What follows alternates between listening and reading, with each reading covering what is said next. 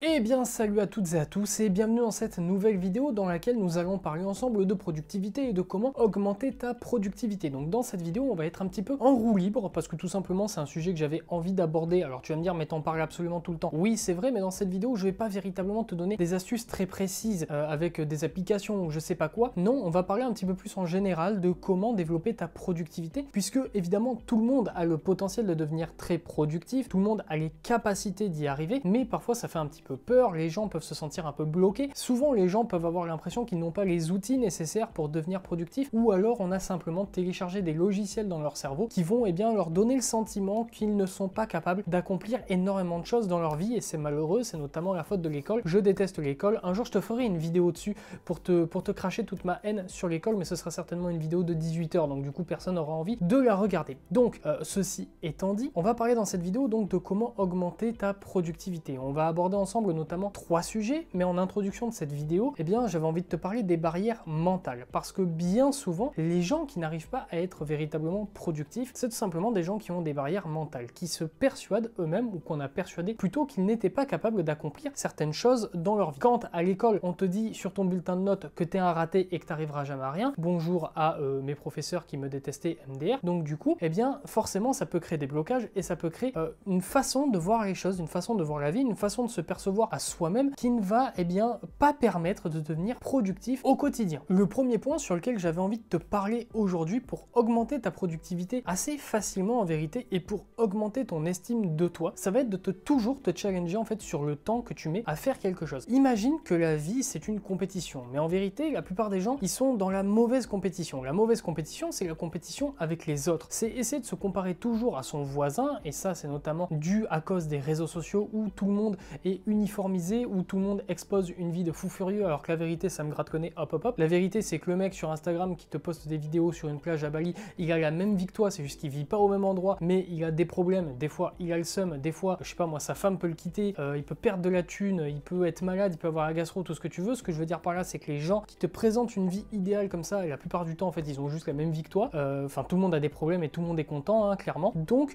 il faut te challenger, mais pas avec les autres, il faut te challenger avec toi-même, et le challenge sur le temps, ça va te permettre d'augmenter énormément ta productivité véritablement, et en plus de ça d'augmenter ton estime de toi, parce que tu vas avoir l'impression, et d'ailleurs ce sera pas juste une impression, ce sera un fait, de progresser, de tout le temps t'améliorer. Donc comment ça va fonctionner de se challenger sur le temps? C'est très simple, on va prendre un exemple à la con, on va prendre l'exemple par exemple de faire la vaisselle. Imaginons que toi, quand tu fais la vaisselle, tu mets 10 minutes, ok? Tu mets 10 minutes, hop hop hop, ta petite éponge là, le pec, tac tac tac, ça gratouille, et puis à la fin la vaisselle elle est propre, c'est formidable, bravo à toi. Donc tu mets 10 minutes à faire la vaisselle en règle générale. Ce que tu vas faire, c'est tout simplement que la prochaine fois que tu vas aller faire la vaisselle, tu vas prendre ton téléphone portatif, comme on appelle un appareil de géolocalisation cellulaire qui te permet de téléphoner aux gens que tu apprécies, et du coup tu vas mettre ce téléphone à côté de toi et tu vas te mettre un chrono, un minuteur, peu importe, de, je sais pas, 5 minutes par exemple, et tu vas te dire let's go, aujourd'hui je suis en mode guerrier, cette vaisselle ne me fait pas peur, ok, cette éponge je l'ai bien en main et je vais pulvériser cette vaisselle, ok, aujourd'hui c'est mon jour, je suis prêt, je me suis entraîné toute ma vie, j'ai gratté toute ma vie des putains de poils dégueulasses, et du coup aujourd'hui ce que je vais faire, c'est que je vais pas faire la vaisselle en 10 minutes, non, je vais la faire en 5 minutes, je vais battre mon record du monde personnel de lavage d'assiettes. Voilà, donc du coup tu vas mettre ce petit minuteur, qu'est-ce que tu vas faire? Hop hop hop, tu vas accélérer la cadence, en fait tu vas gratter beaucoup plus rapidement cette assiette qui est absolument sale, et ça c'est mal, donc du coup tu vas gratter plus vite, et ce que tu vas faire c'est qu'à la fin tu vas mettre 5 minutes à faire la vaisselle. Donc félicitations, sans le savoir tu as augmenté ta productivité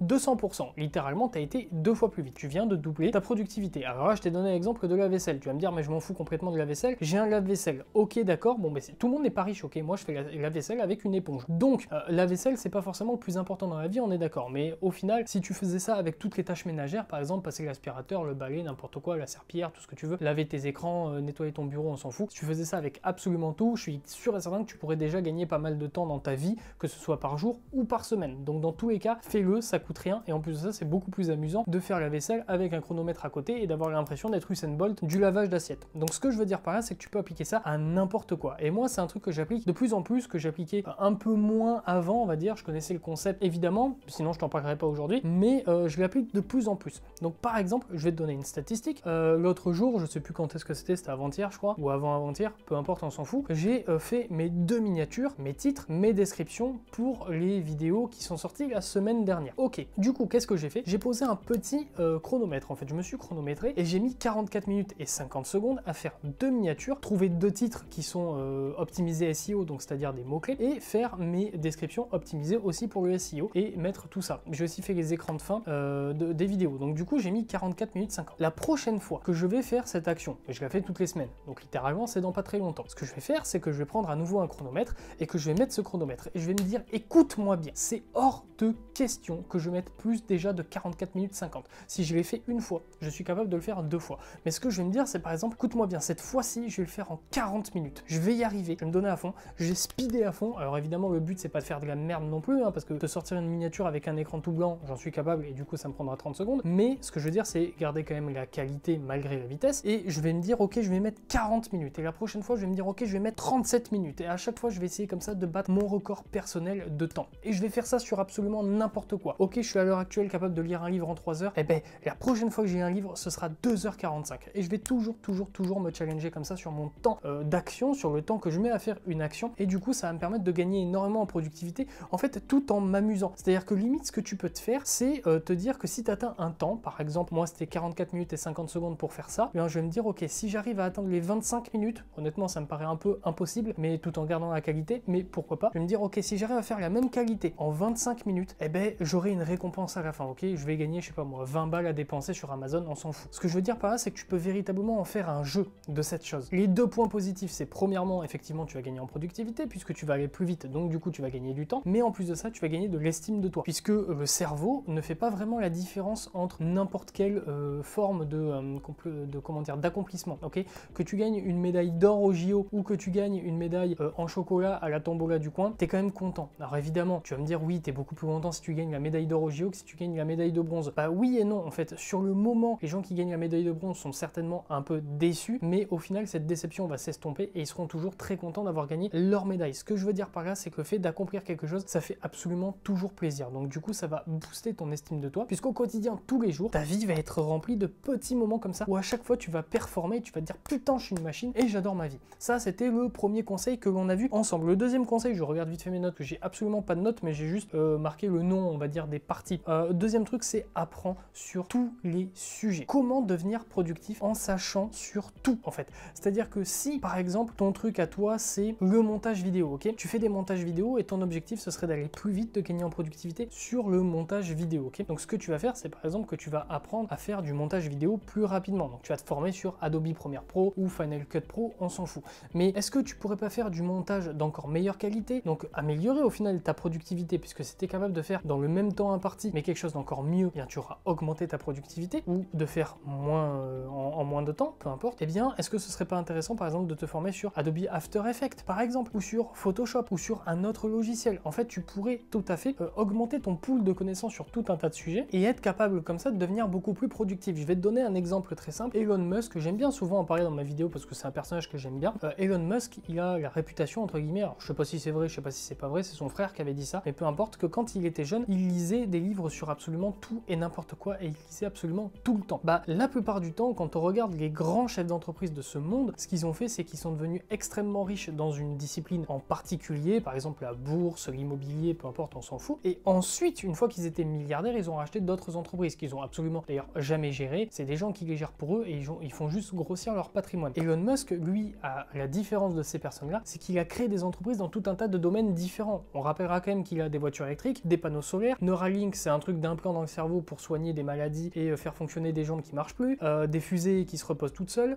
Hyperloop, c'est des trains qui vont à la vitesse de la lumière, là. Bref, il a 1 milliard d'activités différentes et toutes ces entreprises, il les a créées lui-même ou alors il les a créées en, on va dire, en binôme avec quelqu'un. Peu importe. Ce que je veux dire par là, c'est qu'il a été formé dans tout un tas de sujets et à la fin, ça lui a servi. Deuxième exemple très rapide, Steve Jobs, quand il a arrêté la fac, il a arrêté parce qu'il en avait marre et qu'il détestait ça, il a continué à aller en amphithéâtre pour le plaisir, chose que toi-même au final tu pourrais faire, hein, les amphithéâtres d'université publique, tout le monde peut y rentrer dedans, et il a suivi des cours de calligraphie, ok, ça n'avait rien à voir avec l'informatique, rien à voir avec la vente, rien à voir avec Apple au final, il a suivi des cours de calligraphie. Des années plus tard, du coup, il a utilisé ses cours en calligraphie pour créer la police qui était utilisée sur Mac, donc au final, une compétence qui avait l'air complètement random et inutile, et bien à la fin, ça a eu son intérêt. C'est très important de te former sur n'importe quel sujet, en fait, tous les sujets qui peuvent t'intéresser de près ou de loin, essaye d'en apprendre un maximum dessus, parce qu'un jour ou l'autre, ça pourra te servir. Et ce jour-là, ça augmentera énormément ta productivité, parce que plus tu sais de choses, plus tu es capable de faire de choses. Et donc moins tu seras bloqué à certains moments de ta vie parce que tu n'es pas capable de faire un truc, parce que tu ne sais pas comment ça fonctionne. Troisième point que je voulais aborder avec toi dans cette vidéo pour augmenter ta productivité, ce serait d'augmenter ta concentration. Puisque au final, être productif, ça veut dire quoi? Ça veut juste dire être capable de faire la même chose en moins de temps ou plus de choses dans le même laps de temps. Donc du coup, si tu augmentes ta concentration, qu'est-ce qui va se passer? Imaginons que tu travailles 1 heure dans la journée, ok? Si tu n'es pas trop concentré pendant cette heure-là, la vérité c'est que tu vas avancer par exemple de 20 minutes sur tes objectifs. Ce qui va se passer, c'est que sur ces 1 heure-là, si tu regardes Snapchat et Instagram toutes les 30 secondes, du coup, tu vas pas vraiment avancer sur tes projets. En fait, ce serait un petit peu comme si tu avais bossé 20 minutes de travail effectif et 40 minutes à rien faire. Du coup, là, à ce moment-là, tu n'es pas très productif parce que si tu veux avoir l'équivalent d'1 heure de travail, il va falloir que tu en travailles 3 puisque tu travailleras 20 minutes toutes les heures. Si tu es absolument concentré sur ce que tu fais, si tu améliores ta capacité de concentration, et bien de ce fait, tu seras capable de travailler 1 heure en 1 heure. En fait, ça, les gens l'oublient énormément quand on parle de productivité. La productivité, c'est avant tout travailler vraiment quand on travailler à 100%. Souvent, les gens perdent énormément de temps dans leur journée, tout simplement parce que lorsqu'ils travaillent, ils ne travaillent pas vraiment, ou alors ils travaillent à moitié. Tu vois ce que je veux dire? Et ça t'arrive certainement, et ça m'arrive aussi de moins en moins, puisque évidemment, j'essaie de travailler sur ma concentration, sinon je t'en parlerai pas, mais ça arrive à tout le monde, ok? Donc d'avoir des distractions, etc., c'est la pire chose qui soit, parce que du coup, tu vas casser ta concentration, et ce qui va se passer, c'est juste que tu vas travailler plus longtemps pour arriver au même résultat. Donc une des clés les plus simples en vérité pour améliorer ta productivité, c'est juste que lorsque tu travailles à 1300% focus sur ce que tu es en train de faire. Et comme ça, au moins, si tu travailles 1 heure, tu avanceras de 1 heure sur tes objectifs. Donc si je devais récapituler très rapidement tout ce qu'on a vu dans cette petite vidéo qui est en vérité plutôt improvisée, hein. D'habitude, je fais des plans, on va dire, détaillés de mes vidéos. Là, j'avais juste envie de te parler aujourd'hui de ce sujet-là. J'avais envie de te donner un petit peu ces clés, ces astuces que j'ai notées comme ça au fur et à mesure du temps, que j'applique énormément. Et du coup, j'avais juste envie de t'en parler. Après tout, c'est une chaîne YouTube, c'est fait pour le partage. Donc j'avais envie de te partager ça tout simplement. Première clé, on va dire, qu'on a vu ensemble aujourd'hui, c'est de toujours te challenger sur le temps que tu vas mettre à faire quelque chose. Tu mets 10 minutes habituellement, tu te challenges, tu t'en mets 5. Tu fais ça sur tous les trucs que tu fais. C'est de gamifier ça à un maximum. Tu te donnes des récompenses si tu atteins un certain temps, un certain score au final. Tu vas tout le temps chercher à faire mieux. Et du coup, ça va te pousser souvent à être beaucoup plus concentré. La concentration, c'est le troisième point, mais je m'en fous, je fais ça dans l'ordre que je veux. La troisième point, donc c'était la concentration. Sois toujours concentré à 1800% quand tu es en train de faire un truc. Ça te permettra de travailler 1 heure en 1 heure plutôt que de travailler 20 minutes en 1 heure et de devoir travailler 3 heures pour faire 1 heure de travail réel. D'ailleurs, si la concentration t'intéresse, je passe ça, j'ai mis un énorme coup comme ça, clac, chassé dans mon trépied, c'est catastrophique.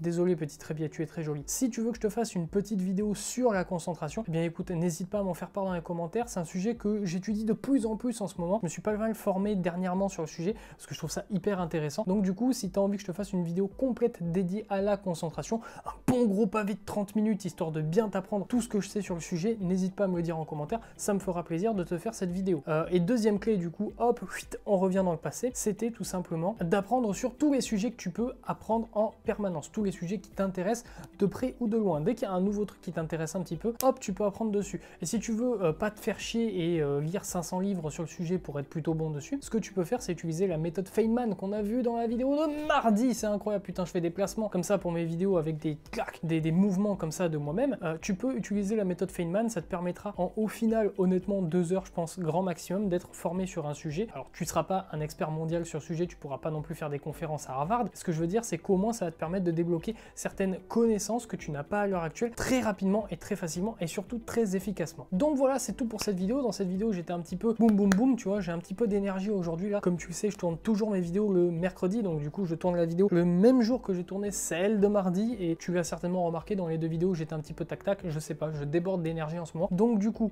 écoute, nous ce qu'on se dit, c'est à la semaine prochaine puisque la vidéo est terminée en fait. C'est la pire fin que j'ai jamais fait, il n'y a aucun sens. La vidéo est donc à présent terminée. Si la vidéo t'a plu, si je t'ai appris des trucs, si ça t'a plu tout simplement, eh bien tu peux t'abonner à cette chaîne YouTube. Si tu ne me connaissais pas avant et que tu te dis c'est qui ce psychopathe qui parle à toute vitesse, tu peux mettre un petit pouce bleu pour la famille et pour faire plaisir. Merci beaucoup, ce sera très gentil. Un petit commentaire par exemple si tu veux que je te fasse une vidéo sur la concentration, n'hésite pas à me le dire parce que j'ai pas mal de trucs à te dire là-dessus, donc du coup n'hésite pas à me le dire, ça te ferait plaisir d'avoir une vidéo là-dessus. Je te la ferai avec grand plaisir, rien que pour toi qui me regarde, je te la ferai. Et nous on se dit à la semaine prochaine pour de nouvelles aventures, pour de nouvelles vidéos. C'est absolument incroyable. En attendant, restez fort, restez focus, mais surtout, prenez soin de vous. Tchuss.